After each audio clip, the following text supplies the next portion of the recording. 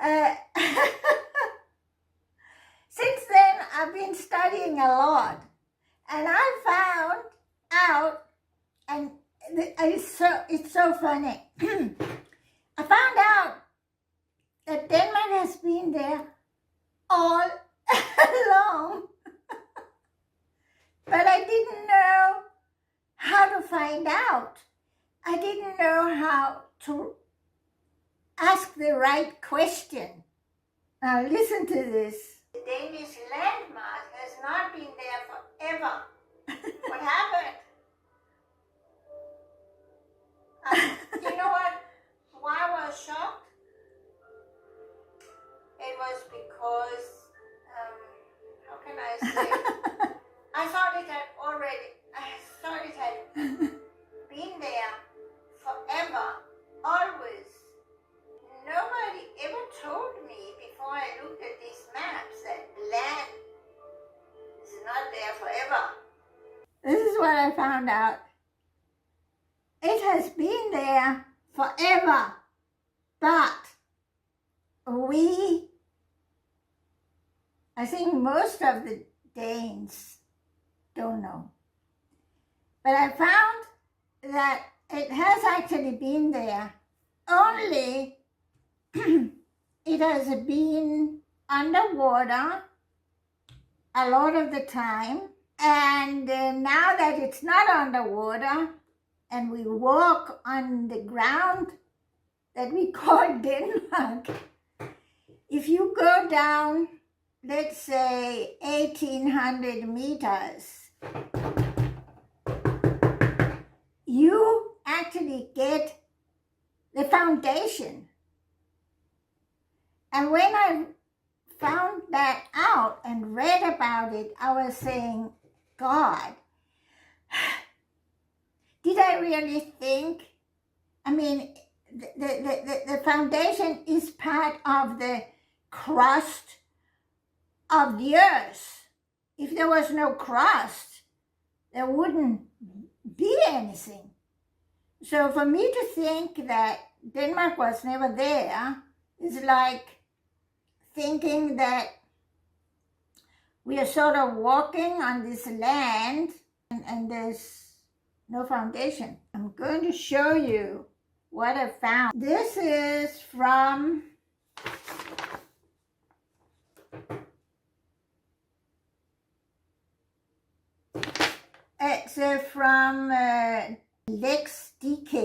lex.dk, Naturen i Danmark, the nature in Denmark. And it's about the foundation.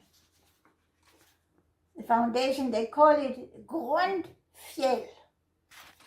Grund is the ground, and fjeld is mountain.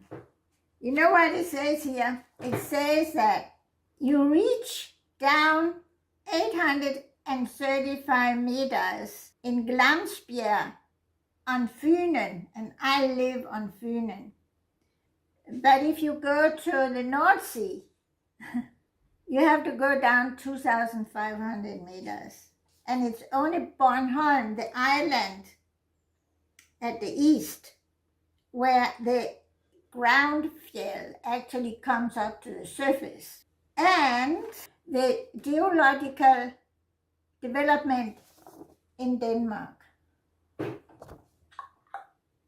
And it says here, it goes back, that groundfjeld, that foundation goes back 1.4 billion years. And when I read that, I was like, this is wonderful. And I realized that why I was so shocked. It was like somebody had pulled the carpet out under my feet. And I was like, where's the ground? And now I got it back. I got it back. And the town where I grew up on Sjælland, you have to go down 1,800 meters, and then you get the foundation.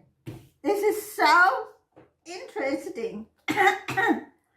Then he came up with these fantastic, goes from 545 million to 510 million years ago. And that is this one here. And this here is Baltica,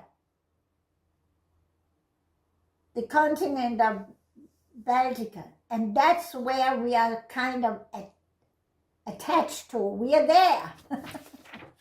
We can only see Norway and Sweden, really, and Bornholm. But we are there. We are just low down.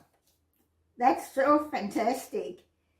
Now, this one here is Baltica, this is Siberia, and this one is Laurentica, which is not USA, America. This one is 510 million to 439 million. North Europe and Baltica. Why? How come? How did it happen? So how did it happen? It's because these blocks of what you call it, continental blocks, move. They move around, as you can see here.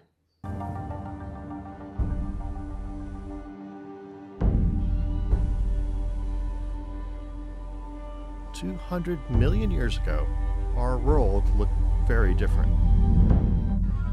India rubbed shoulders with Antarctica. Buenos Aires lay not far from Cape Town. And Morocco sidled up to New York City. The Atlantic Ocean started to open up around that time, beginning in the north. Tectonic plates moved apart and new crust formed in between. We can speed up time so that millions of years flash by every second. This is 170 million years ago. This change in tempo will allow us to witness geological time from our impatient human perspective. Europe, North America, and Africa split apart first, and as the southern Atlantic opens up, Africa and South America drift apart. The underwater ridge that traces the center of the Atlantic Ocean reveals the location of new crust forming. The youngest sections of the ocean floor lie nearest the ridge, with older, cooler, denser. This is the Tennessee or ocean. This is the Baltica. It has Norway, Sweden, Finland, Russia, Denmark. Yeah. But there's no Denmark and there's no Europe. We were underwater. And this part is Africa. We were underwater, but we were there. And that is a fantastic thing. I'm just like so thrilled. This is 65 million years ago. Yeah. And you can see here, India is on the way up to bump into the Siberian or like the Asian plate and make Himalaya. And here we have the Turgay Strait. It's a lot of water where Europe is. So now we go to the next one. 20 million years ago. 20 million years ago, you see? Norway, Sweden, Finland, Russia, Urals, Siberia, the beginning of the Caspian and the, what you call it, the Black Sea. Why is it sometimes high sea level and why sometimes low sea level? It's not because these are moving around. It is because when it is very warm. There's no ice on the North or South Pole, and so there's a lot of water. And why is that? That's because I learned that in the year that has passed is the cosmic rays, which come from the supernova. When the supernovas are many and the exploding stars, they send out these cosmic rays, and the cosmic rays reach everywhere, but they reach also Earth. And when they reach Earth, cosmic rays penetrating the atmosphere all the time, it's penetrating you, it's a very energetic particles.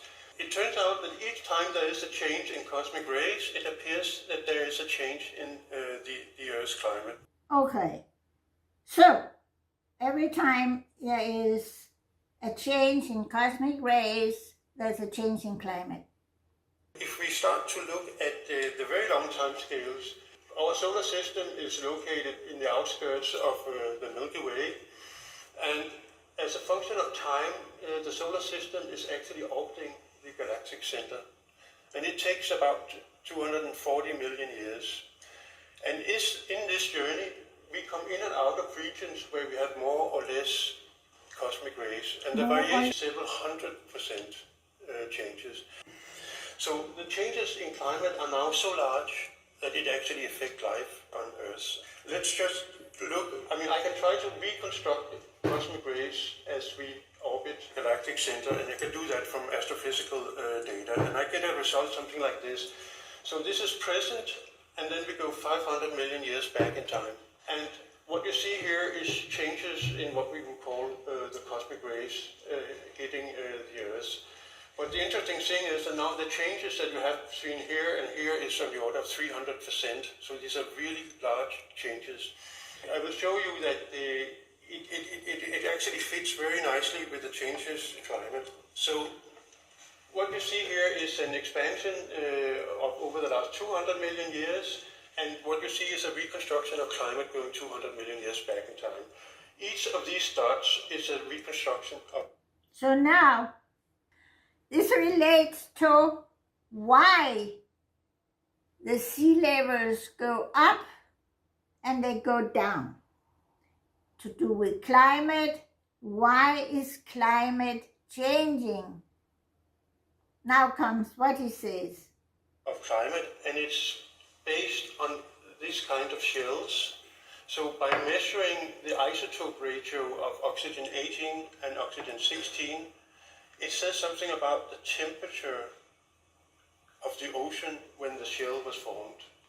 So by finding these in sediments, you can actually, by making these measurements, reconstruct what the temperature has been back in time. Now the changes that you see are on the order of 10 degrees, so they are quite large, and much, much larger than anything that we are talking about with respect to global warming. So here we have real global warming over this period. If we look at the effect on the Earth. So you can see this is the map I just showed you with India on the way up to make Himalaya, and the Tethys Sea and the Turgai Strait, Asia or Siberia, and the Baltic Plate, and Denmark is somewhere underwater. Yeah. Norway,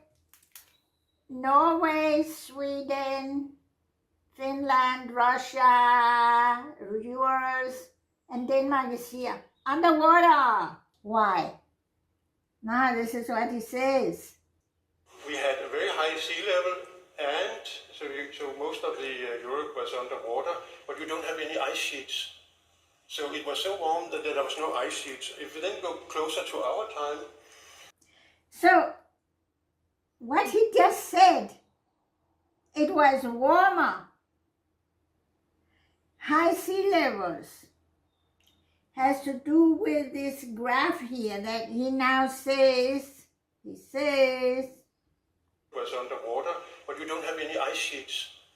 So it was so warm that there was no ice sheets. If we then go closer to our time, we can see that we have now big ice sheets. So here we have a cooling. So the cosmic rays are increasing. I should take the cosmic rays on this red curve here. So as the cosmic rays increases, then around 34 million years ago, Antarctica glaciated. Then you had some ice sheets. Then it actually, some of the ice sheet melted, and then they reglaciated. So you can see now here, the Theta Sea has closed. Africa has moved up, Theta Sea has closed, exposed the cosmic rays and the tectonic plates together that create all this. But the temperature changes here are dramatic, and the whole Earth is experiencing quite some changes. So the last. So this is how, this is why and how we have had the sea levels going up and down, with Denmark underwater, above water, but most of the time actually underwater. And so that is why we get high sea levels and low sea levels.